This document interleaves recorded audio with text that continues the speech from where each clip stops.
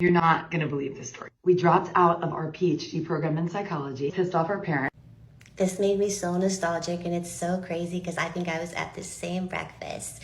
If not this one, I was also attended and launched my brand at a Bendels Breakfast around the same time. I don't know if you said what year this was, but mine was around 2003 that I attended the Bendels Breakfast, and it was a pretty crazy story, and I thought I would share my experience too. So I was making my brand treat in my kitchen. I was in my early 20s. I didn't know anything about business, and I created the bath truffle. And the bath truffle was a bath melt that looked like a chocolate truffle and was packaged like a truffle, but it was for your bath. And it was a very unique, different product, and I got it featured in Lucky Magazine within just a few months of launching. And if you were featured in Lucky Magazine in those days, you were one of the cool kids. And once you were featured, the big buyers would come calling. And so the buyers from Bendels came and they wanted to place an order. Nordstrom, Lord & Taylor, all the big department stores. And when Bendels placed their order, they invited me to this breakfast, this editor's breakfast in New York. I lived in the Pacific Northwest, and I couldn't even afford to shop in Bendels. Better yet, have my products in there was the most crazy thing to experience.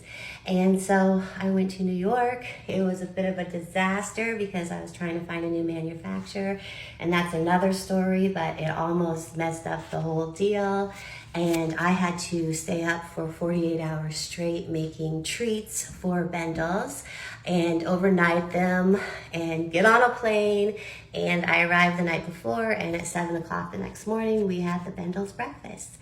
And it was just as fabulous and amazing as you can imagine. And in New York at this time, beauty editors and magazine editors were like the most exciting influencers, or the biggest influencers now. Like, they were the ones that they were gonna make or break your business. So this was a huge deal to be invited here.